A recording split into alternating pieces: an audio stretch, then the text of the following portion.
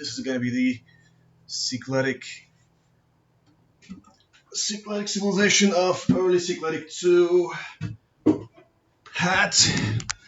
Uh, let's get started. What is happening here? What's happening here is that in the middle of the Aegean, there are a group of islands. You may have already been to some.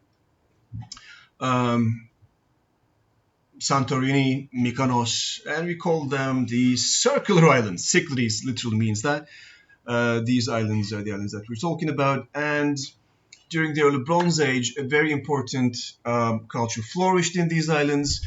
And the most important period of this culture is early Cycladic II, i.e. the middle period of the Cycladic civilization.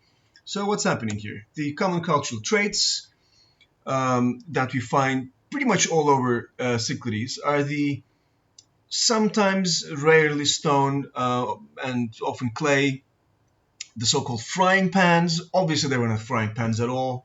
And this weird shape of a pitcher of sorts, probably, some sort of pouring vessel, obviously. We call these sauce boats. And we find these elements all over Cyclades and also occasionally on the mainland as well. And sauce boat also on the mainland is one of the key pottery shapes.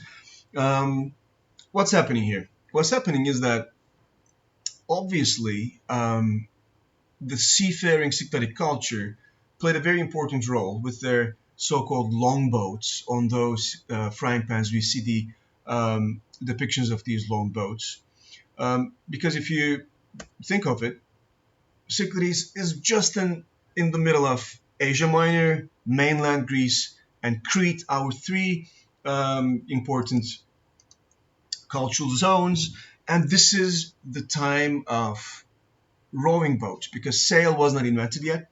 Was being invented in Egypt, probably. But it was not there yet. So obviously the Cycladic islands played a very important role in the commercial interaction between different cultural zones, and they were very important seafaring culture. What else is happening here?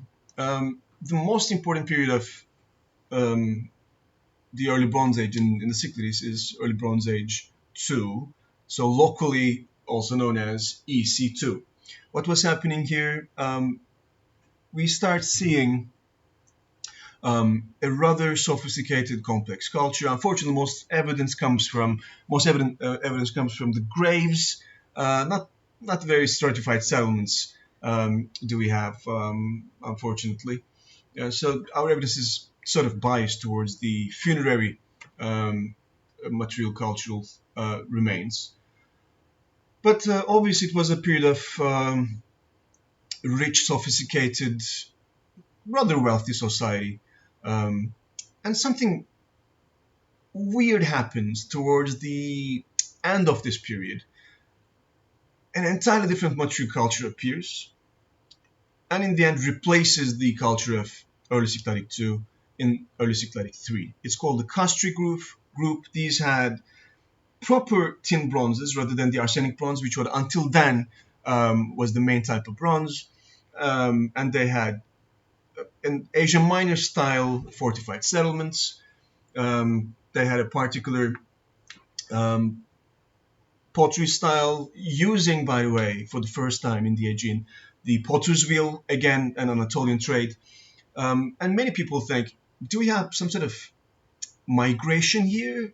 If so, what's happening? Is it hostile? Is it some sort of invasion stuff? Or simply are we looking at settlements of a trade network of sorts?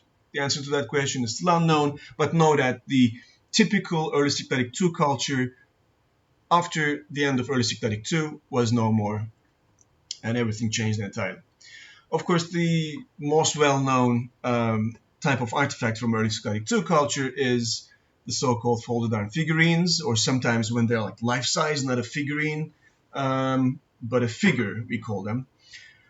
And the usual type, the type, boom, and you are on your tiptoes, And we are looking at mostly female figures and figurines. Their pubic triangle is emphasized, breasts are emphasized, but in its general characteristics, it's a pretty abstract form of art. Of course, some of the details of the face were painted, but still, the shape of the face is entirely abstract. It's not because these people were failing miserably at being more realistic and naturalistic in their depictions of human anatomy. We have perfect naturalistic, tiny little stone figurines of birds, of different animals. They chose to be sort of abstract. That's why it appealed to many modern painters and sculptors. And usually they are found in graves as grave goods. Obviously, they had a symbolic meaning. Um, but what did they symbolize?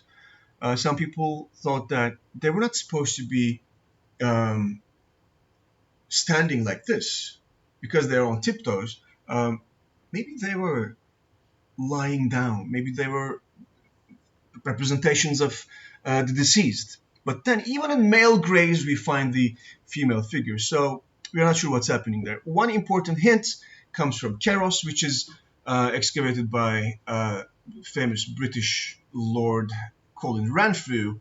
Um, and at that place, he found so many of them.